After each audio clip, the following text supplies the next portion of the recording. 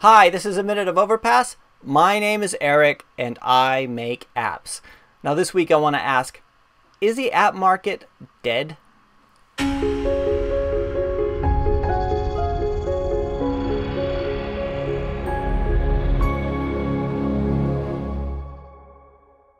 Okay, so I've been hearing a lot lately about the app industry being dead. Like, apps are over with. Don't even bother making apps, right? You can't make any money with apps anymore.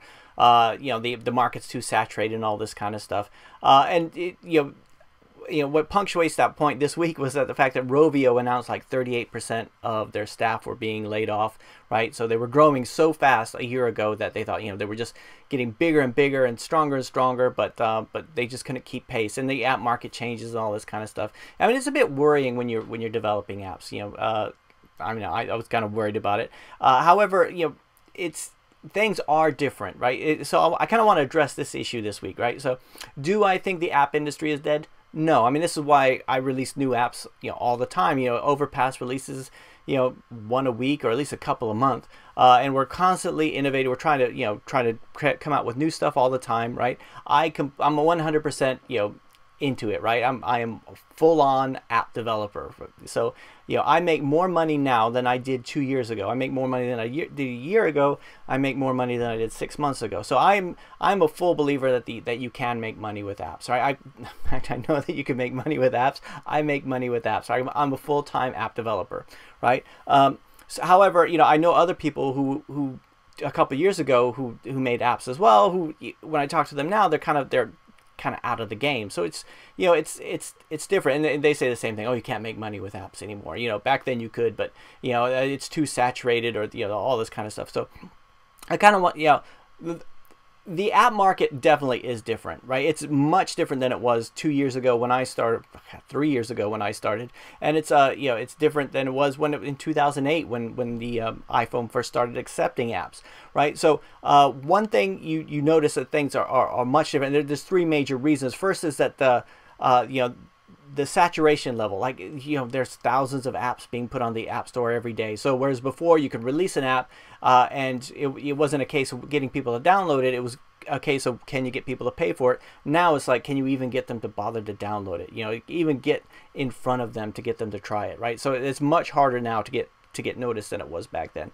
And because there's so many people in so many companies in the app market, the quality of the apps has gone way up. So whereas before you could release something kind of simple and all this kind of stuff, now the quality has to be much higher because you're in the app market right next to something that's really well designed or has beautiful images and all that kind of stuff. So and also the buying habits. People don't just go, well, they do, but they don't as often go and just look at the Play Store or the App Store as often as they used to. They're not just, they won't go and download like 10 apps in a day or whatever like that. So, but the app market is still thriving, right? Like I said, I make more money than I did back then, right? But it kind of reminds me a little bit. I mean, it always reminds me of the beginning of the web. Now, so I was a web developer back in 98, 99, 2000, right? And that's when everyone went crazy about the web. The web was easy money, right? People would just put out a website or start a tech company, and the money would just flow in. And then around 2002, the bubble burst, and people found that actually no, that it wasn't sustainable, right? There was no way to keep that going. And I can remember back in 2002 thinking the web is dead, right? People can't make money on the web anymore, so I'll just go work for a company and all that kind of stuff. It's very much the case now. I mean, 2002 was before Facebook, was before Twitter, was before so many of the things that we see now even existed. So, it's premature to say that this is the end of the app market. However, the rules of the app market change all the time, right? What worked 2 years ago does not work now. What will work a year from now is probably not what's working now. For me, we have the top spy app on Google Play, right? Next year it might not be. It might be completely different rules. So it's something that I'm always thinking about. It's the nice thing about having an industry where the rules always change is it doesn't matter when you join, right? If you come out with your first app today, you're on the same position as somebody who came out with an app a year ago, right? You still have to learn how things are working today, right? So they may be using the old rules where we'll put out some AdMob ads or whatever it is, whatever they were doing to work, keyword type of stuff. And whereas today that might not work. I mean, it's, you know, it changes for very many reasons. Sometimes the app markets change their search algorithms. Sometimes, you know, we got the new things on the phones, the new features. Sometimes, you know, things just do it, and you always have to be growing. It's not like, you know, set it and forget it. You have to keep working on this and always be looking at app numbers and stuff like that. So is the app market done with? No, it's not. I mean, I'm living proof of it.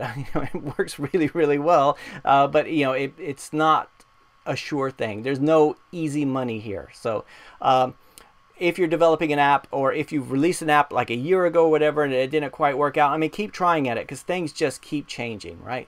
So that's it for this week's Minute of Overpass. I hope it's been helpful. You know, don't lose heart. This is not the end of the app market. Apps are not over. You know, things are still going strong, but it's a different playing field than it was a few years ago. And if you can't keep up with the changes, then yeah, you're going to fall by the wayside and you know, go do something else. So that's it. I'll talk to you next week. Hey, thanks very much for watching the video. Now, if you liked it, please do me a favor and just click on the like button down below. I'd really appreciate it. Now, I do this video once a week, every Friday, so if you're interested in seeing more of them, just go ahead and subscribe to the channel, and you'll see, you know, it pop up in your feed once a week, and then I can tell you everything else we learn about in the future about the app market. And finally, if you could be so kind, please leave a review. Now, if you're like me, you hate to leave reviews. I never leave reviews, so I'm going to make it easy for you. If you like the video, just leave the review gnarly, right? 80s, right? If you hated it, say bogus. And if you didn't think anything of it, go ahead and just put right? That's it. I'll talk to you next week. Thanks. Bye.